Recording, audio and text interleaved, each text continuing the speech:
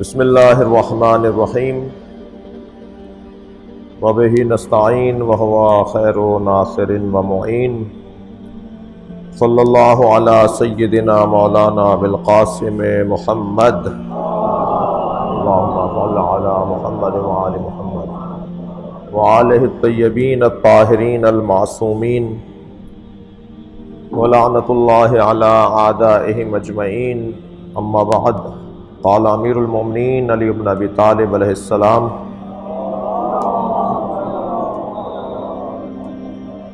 فمن علامات عہدہم انکا ترا لہ قوة فی الدین وحزما فی اللین وایمانا فی یقین وحرصا فی علم وعلما فی حلم وقصدا فی غنا وخشوعا فی عبادہ وتجملا فی فاقۃ۔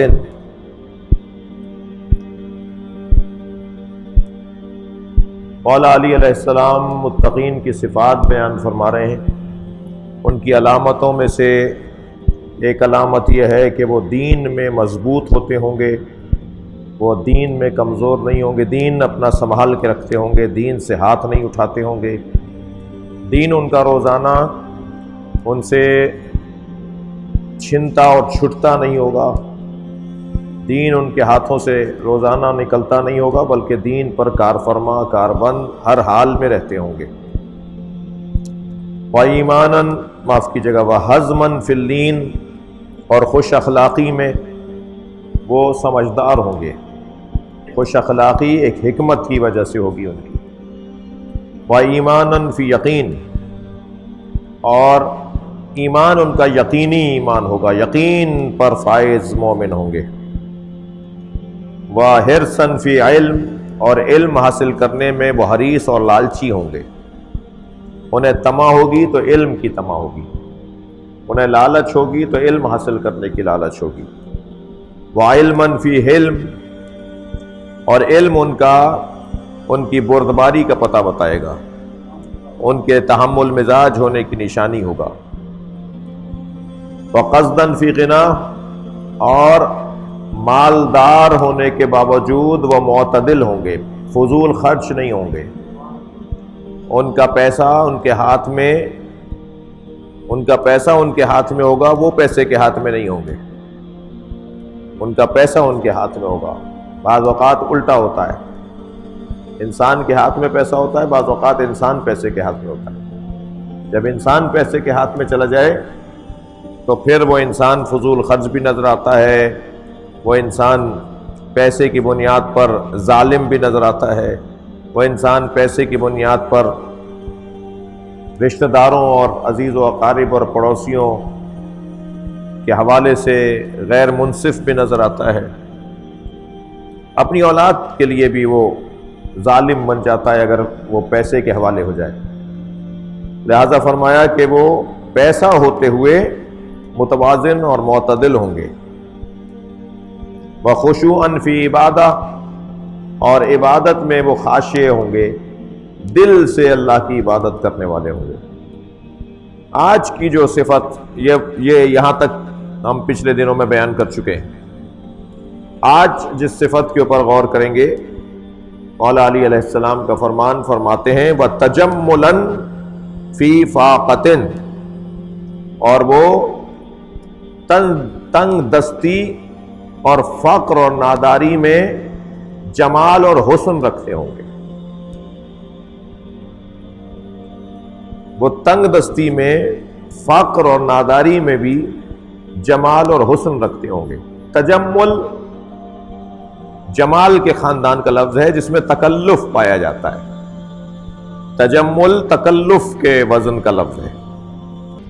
اور جیسے تمرز، کوئی بیمار نہ ہو اور وہ ہائے ہائے ہوئی کر رہا ہو، آوازیں نکال رہا ہو اور سر پہ پٹی باندھ کر بیٹھا ہو، مثال کے طور پہ کہ سر میں درد ہو رہا ہے اور چیخ پکار کر رہا ہو جبکہ بیمار نہ ہو، تو ایسے انسان کو مریض نہیں کہتے، ایسے یہ انسان مریض نہیں ہوتا بلکہ تمرز کا شکار ہوتا ہے، یعنی مریضی کا دکھاوا کر رہا ہوتا ہے، تمرز، تکلف۔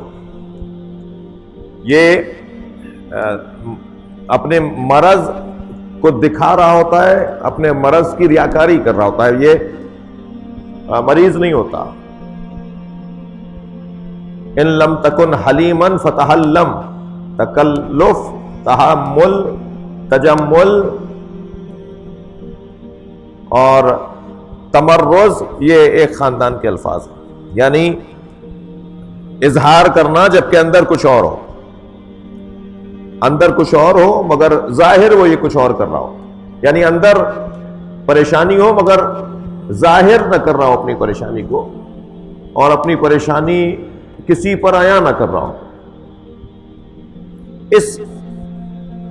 اس کیفیت کو بلکہ نہ صرف عیاں نہ کر رہا ہو، یعنی دو باتیں ہیں، ایک مرتبہ تو یہ کہ فقر اور ناداری، پریشان حالی کا اظہار نہ کر رہا ہو، یہ ایک بہت بڑا کارنامہ ہے۔ یہ بڑے آدمیوں کا یہ بہت بڑا کارنامہ ہے کہ کوئی اپنی پریشانی کا اظہار نہ کرے، پریشان ہو اور اس کا اظہار نہ کرے، یہ بہت بڑا کارنامہ ہے۔ لیکن مولا علی یہ نہیں فرما رہے ہیں، مولا تو بات کریں گے تو اپنی جیسی کریں گے نا، اپنے معیار کی بات کریں گے، مگر یہاں مولا یہ نہیں فرما رہے کہ کوئی پریشان ہو اور پریشانی کا اظہار نہ کرے، نہیں، بلکہ پریشان ہو اور خوشحالی کا اظہار کرے۔ یہ صاحبان تقوی، یہ بہت مشکل ترین کام ہے۔ یہی بہت مشکل ہے کہ کوئی انسان اپنی پریشانی کو بتائے نہیں اور خاموشی اختیار کرے اور گزارا کرے اور وقت نکالے اور وقت گزارے کہ یہ وقت ایک جیسا نہیں رہے گا، یہ وقت گزر جائے گا، اس فارمولے پہ عمل کرتا ہوا وقت کو گزار رہا ہو۔ مولا تو اس سے زیادہ بڑا آدمی دیکھنا چاہتے ہیں، اور اس سے بڑا آدمی وہ ہے کہ جو پریشانی میں، ناداری میں، فقر میں، تنگ دستی میں خوشحالی کا اظہار کرے۔ مجھ سے اچھا کوئی نہیں ہے، مجھ سے زیادہ آرام میں کوئی نہیں ہے، مجھ سے زیادہ عیش اور عشرت کسی کے پاس نہیں ہے۔ مولا فرما رہے ایسا انسان تجملاً، وہ اظہار جمال اور حسن کر رہا ہو، فی فاقتن، اپنی ناداری اور اپنے فاقے کے ایام میں وہ خوشحالی کا اظہار کرے، تنگ دستی میں خوشحالی کا اظہار۔ جی اللہ اکبر، بہت بڑی صفت ہے۔ اصحاب صفہ کے لیے ایک صلوات پڑھیں گے ذرا محمد۔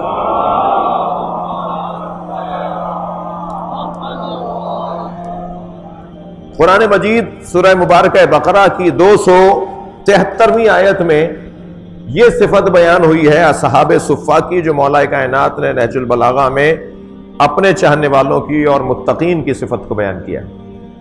ارشاد ہو رہا ہے یحسبہم الجاہل اغنیاء من التعفف، یحسبہم الجاہل اغنیاء من التعفف، سورہ مبارکہ بقرہ آیت نمبر 273۔ اصحاب صفہ 400 لوگ تھے، 400 کی تعداد میں نبی کے ایسے صحابی تھے جن کا گھر نہیں تھا، جن کے پاس کھانے کو نہیں تھا، جن کے پاس اوڑھنے کو نہیں تھا، جن کے پاس پہننے کو نہیں تھا، ایک چبوترے کے اوپر رہتے تھے، ایک چبوترا ایک جگہ پکی بنا کے دے دی گئی تھی، وہیں سوتے تھے، وہی ان کا گھر تھا۔ اور وہ 400 کے 400، اب تصور کر لیجئے 400 آدمی کتنے بڑے چبوترے پہ آتے ہوں گے۔ مثلاً ممکن ہے کہ یہ باب العلم کا پورا صحن، برآمدہ اور اندر کا ہال ملا کے اتنا بڑا ایریا بنے۔ وہ 400 لوگ اسی پہ رہتے تھے۔ مدینے والے جو انصار تھے، زیادہ تر یہ 400 لوگ مہاجر تھے، یا یعنی ہجرت کر کے مکے سے آئے تھے نبی کے ساتھ، یا بعد میں جو مسلمان ہوئے، مگر ایسے مسلمان کے جن کے پاس کھانے پینے کو نہیں تھا، اوڑھنے بچھونے کو نہیں تھا، اور گھر بار نہیں تھا ان کا۔ یہ 400 افراد مکے اور مدینے کے مختلف گھروں سے ان کا تعلق، مختلف قبیلوں سے ان کا تعلق تھا، یہ اس طرح سے رہتے۔ مگر ان کا کام کیا تھا؟ ان کا کام یا اللہ کی عبادت کرنا تھا، یا یہ تعلیم حاصل کرتے تھے۔ انہیں کوئی پڑھاتا تھا، کسی کو لکھنا سکھا رہا ہوتا تھا، کسی کو پڑھنا سکھا رہا ہوتا تھا۔ یہ 400 افراد تنگ دستی میں، پریشان حالی میں اتنے خوش رہتے تھے، اتنے اچھے انداز سے رہتے تھے، مسکراتا چہرہ، ہنسی مذاق کرنا، جی سر چھپانے کے لیے چھت نہیں ہے، پہننے کو کپڑے نہیں ہے، کھانے کو غذا نہیں ہے، مگر قرآن کہہ رہا ہے یحسبہم الجاہل، جو انہیں نہیں جانتے تھے وہ سمجھتے تھے اغنیا کہ بڑے پیسے والے ہیں۔ حتیٰ آیا ہے کہ بعض لوگ ان کے بارے میں کہتے تھے یہ دکھاوا کر رہے ہیں خوش کہ یہ چبوترے پہ رہتے ہیں، ان کے پاس بڑا پیسہ ہے، ان کے پاس بڑی دولت ہے۔ اور اگر کوئی کہتا تھا بھائی کہاں ہے ان کے پاس دولت، کہا دیکھ نہیں رہے چہرہ ان کا، دیکھ نہیں رہے ان کا ہنسی مذاق، دیکھ نہیں رہے ان کی خوشحالی، ان کا چہرہ بتا رہا ہے یہ بہت پیسے والے لوگ ہیں۔ جبکہ قرآن کہہ رہا ہے کہ انہیں نہ جاننے والے پیسے والا سمجھتے تھے، من التعفف، ان کی عفت کی وجہ سے۔ عفت یہ لفظ زیادہ تر خواتین کے لیے استعمال ہوتا ہے۔ یا اللہ ہماری خواتین کی عفت کو محفوظ رکھ، یہ ہم دعا کر رہے ہوتے ہیں۔ عفت کبھی اس کے ساتھ لفظ استعمال کرتے ہیں ہم پاک دامنی، یہ اپنی جو آبرو ہے اسے بچائیں، یہ اپنی عزت کو بچائے رکھیں۔ یہ جو عفت کے خاندان کا لفظ ہے نا، عفافہ، مولانا خان اس کا کیا مادہ ہے؟ عفت کے خان کیا مصدر ہے؟ العف، ہاں عفا یا عفا، الف مقصورہ کے ساتھ۔ یہ جو عفت یہ صرف ظاہری عورتوں کے پردے کو نہیں کہتے، یہ مرد بھی عفیف ہوتا ہے، یعنی اپنے آپ کو چھپاتا ہے، اپنے آپ کو پردے میں رکھتا ہے، اپنی نہ بتانے والی بات، نہ دکھانے والی بات بتاتا اور دکھاتا نہیں ہے۔ لہذا جہاں خواتین عفیف مفہوم رکھتی ہیں کہ انہیں عفیف ہونا چاہیے، عفت پاک دامن ہونا چاہیے، ایسے ہی مردوں کے لیے بھی عفت کا عنوان ہے۔ میرا پردہ یہ ہے کہ میں اپنی کمزوریاں کسی کو نہ بتاؤں۔ کیا جاہل ہونا ہی کمزوری ہے؟ کیا رائٹنگ اچھی نہ ہونا ہی کمزوری ہے؟ کیا پیپر میں 2 دفعہ فیل ہو جانا ہی کمزوری ہے؟ یا یہ بھی کمزوری ہے کہ میرے پاس کھانے پینے کو نہیں ہے، یا میرے پاس تنگ دستی ہے اور میں اسے ظاہر نہیں کر رہا؟ وہ جو تنگ دستی ہے، پریشانی ہے، 4 دن سے گھر کے اندر مثال کے طور پر بچے کے لیے دودھ نہیں ہے، مثال کے طور پر اہلیہ بیمار ہیں اور ڈاکٹر کو دکھانا چاہیے تھا، 3 دن سے بخار میں پٹیاں رکھ کے گزارا ہو رہا ہے اور ڈاکٹر کو دکھانے نہیں جا رہا، یہ بھی تو ایک عیب ہے، یہ بھی تو ایک کمزوری ہے۔ اس کمزوری کو بھی تو کسی کے سامنے نہیں بیان کروں جیسے میں اپنی وہ کمزوریاں بیان نہیں کرتا۔ اور کتنے دن لگیں گے مجھے اس حالت میں؟ صاحبان ایمان اور صاحبان یقین کی کیفیت یہ ہے کہ وہ یہ یقین رکھتے ہیں کہ ایسی کیفیت بھی اگر ہو گئی تو اللہ 7 دن سے زیادہ ہمیں پریشان نہیں رکھتا۔ ہماری آزمائش ہو رہی ہوتی ہے بھائی، آج 3را دن ہے پریشان ہو گئے، آج 4تھا دن ہے واویلا مچا دیا، آج 5واں دن ہے جا کر مانگنے چلے گئے۔ ذرا 2-4-5 دن گزارو اور اس پہ توکل کی مشق اور اپنا جو گہرا پن ہے اسے ثابت کرو۔ تو یہ جو عفت کی کیفیت ہے نا، عفاف کی کیفیت، اب ذرا مولا علی علیہ السلام کا ایک فرمان جو نہج البلاغہ کے اندر ہی مولا کی جو حکمتیں ہیں، کلمات قصار ہیں، ان میں مولا کا ایک کلمہ مختصر یہ ہے کہ مولا فرماتے ہیں العفاف زینت الفقر، عفت اور اپنی کمزوریوں کو نہ گانا، نہ بجانا، نہ بتانا، اپنی کمزوریوں کو چھپا کے رکھنا، یعنی فقر کی کمزوری، ناداری کی کمزوری، پیسے کے نہ ہونے کی کمزوری کو چھپا کے رکھنا۔ میرے مولا فرما رہے ہیں کہ ایک فقیر کی زینت یہ ہے، ایک فقیر کے لیے زینت یہ ہے اور فقر کی زینت یہ ہے کہ اپنے فقر کو چھپا کے رکھے، اپنے فقر کا اظہار نہیں کرے۔ آیت اللہ مرتضی کشمیری رحمت اللہ علیہ بہت بڑے اللہ کے عارف، اللہ کے ولی، جن کے فرزند آیت اللہ پرہیزگار یہاں کراچی میں بھی رہے. جنرل موسیٰ ان کے مرید تھے. گورنر ہاؤس لاہور کے اندر انہیں اپنے یہاں ٹھہرایا تو ان کا دل تھا کہ سیٹھ نوازی شلی کے یہاں ٹھہریں، اور گورنر صاحب گورنر ہاؤس میں لے گئے انہیں. سارے دروازے اندر کے گورنر ہاؤس میں چلا جانا بھی آسان نہیں ہے، نکلنا بھی آسان نہیں ہے، ٹھیک ہے نا. تو آدھی رات کو سارے دروازے بند، اور جناب آیت اللہ پرہیزگار سید مرتضیٰ کشمیری کے بیٹے، وہ افغانستان، ایران، ہندوستان، عراق، ایک دن پہلے نجف میں ہوتے تھے، دوسرے دن لکھنؤ میں ہوتے تھے. یہ بات ہو رہی ہے 50 سال پرانی، یہ میں 50 سال پرانی بات بتا رہا ہوں. میں ان کے بیٹے سے ملا ہوں، یعنی پوتے، سید مرتضیٰ کشمیری کے پوتے لاہور میں اور اکاڑا میں، ساہیوال کے قریب، اکاڑا کے قریب ایک گاؤں ہے مصطفیٰ آباد، وہاں رہتے ہیں. اور سید مہدی کشمیری جو پوتے ہیں سید مرتضیٰ کشمیری کے، جو کربلا معلّہ میں سید مہدی ایک بڑا نام ہے، بڑا ایک احترام ہے ان کا، ان کے بھائی ہیں یہ جو یہاں اکاڑا میں رہتے ہیں.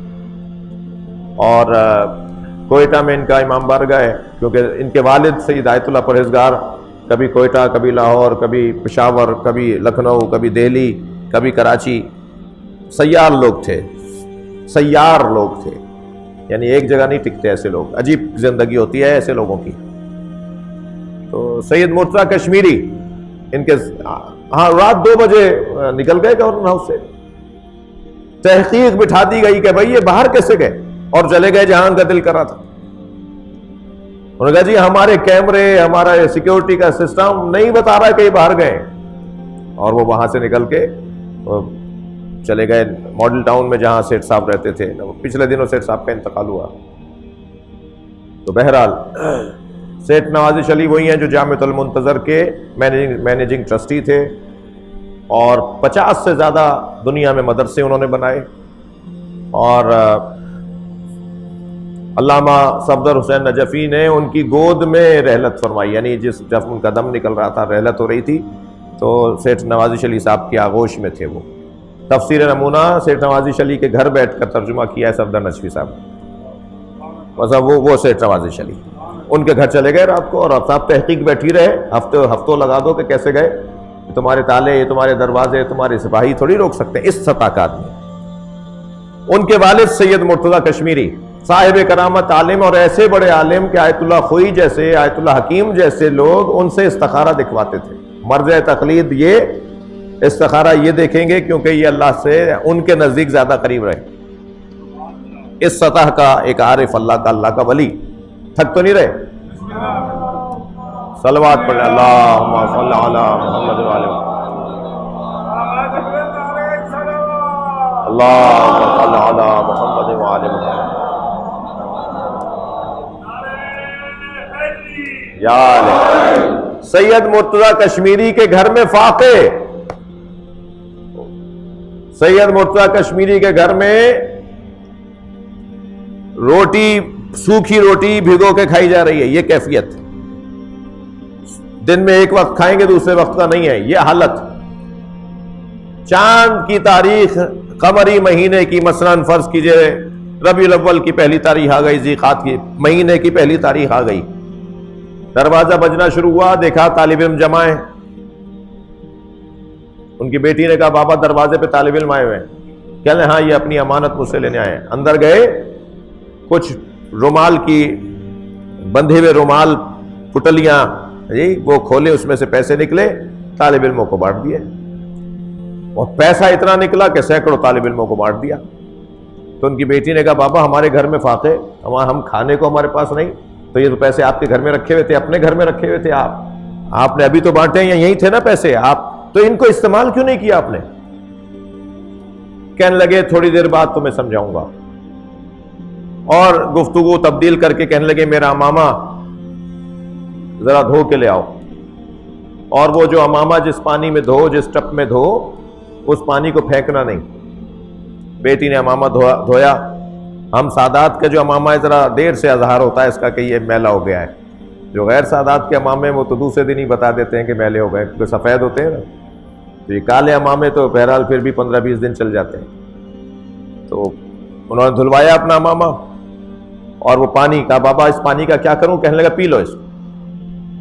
کہنے لگے بابا امامہ بھی ایک اللہ کے ولی کا ہے، مگر بابا اس پانی کے پینے سے کراہت آ رہی ہے. کہنے لگے مجھے ان امانتوں کی طرف دیکھتے وقت ایسی ہی کراہت آتی ہے. پیسہ گھر میں ہے مگر اس پیسے کی طرف میں نہیں دیکھوں گا ذاتی استعمال کے لیے، اس لیے کہ یہ مجھے اس کو اس نیت سے دیکھتے ہوئے کراہت آتی ہے. تجملاً فی فاقتن، ایک اور بہت بڑا نام ہے ہمارے عرفا میں، ملا ہادی سبزواری. ناصر الدین شاہ قاچاری کی حکومت. ناصر الدین شاہ قاچاری تہران سے مشہد جاتے ہوئے ان کا دل کرنے لگا کہ سبزوار میں ملا ہادی سبزواری کے گھر بھی جائیں. تو جیسے ہی اپنے وزیروں سے کہا کہ سبزوار رکنا ہے رستے میں اور آیت اللہ العظمی ملا ہادی سبزواری کی زیارت کرنی ہے، بادشاہ وقت پورا ایران کا بادشاہ. تو وزیروں نے کہا جی گھوڑے دوڑاؤ اور سپاہیوں کو آگے بھیجو، جا کر اطلاع کرو آیت اللہ کو کہ بادشاہ آپ کے گھر آئے گا اور آپ کی زیارت کرنے آئے گا. تو اس نے کہا نہیں خبردار، بتاؤ نہیں انہیں، ہم اچانک پہنچیں گے. جب پہنچے بغیر بتائے دروازے پہ پہنچے تو وہ اس وقت میں روٹی کو سرکے میں ڈبو کے کھا رہے تھے. روٹی کو سرکے کے ساتھ لگا لگا کے کھا رہے تھے، یعنی کھانے کا وقت تھا ان کا، وہ ایسے کھا رہے تھے. پہنچے تو کہا کہ پہلے سے اگر اطلاع کی ہوتی تو کوئی تمہارے لیے دہی وہی کا انتظام کر لیتا. یہاں اس سرکے اور روٹی کے ساتھ دہی بھی بڑھ جاتی ہے. اب تو جو یہ ہے جو میرے پاس ہے وہ یہی ہے. تو کہا مجھے آپ کے ہاں کھانے کی غرض نہیں ہے، میں تو آپ کے چہرے کو دیکھنے آیا تھا. تو وہاں اس کے ساتھ وزراء بھی تھے اور شخصیات بھی تھیں. تو کسی نے کہا کہ آپ ان کے مرید ہیں؟ کہا جی میں ان کا مرید ہوں، میں ان کی زیارت کو آیا ہوں. کہا ان کا گھر تو ٹپک رہا ہے، ان کا گھر تو گر رہا ہے، انہیں نیا گھر بنوا دیجئے. تو ناصر الدین شاہ قاچار کہنے لگا کہ میں اگر ان کا گھر بنوا بھی دوں گا تو وہ گھر بنا کا بنا رہے گا، یہ اس میں منتقل نہیں ہوں گے، یہ اسی میں رہنا پسند کریں گے. یہ جو فقر میں، ناداری میں تجمل ہے، حسن کا اظہار ہے، یہ مولا کائنات اپنے چاہنے والوں میں دیکھنا چاہتے ہیں. اللہ ہمیں ان باتوں پہ عمل کرنے والوں میں شمار فرمائے.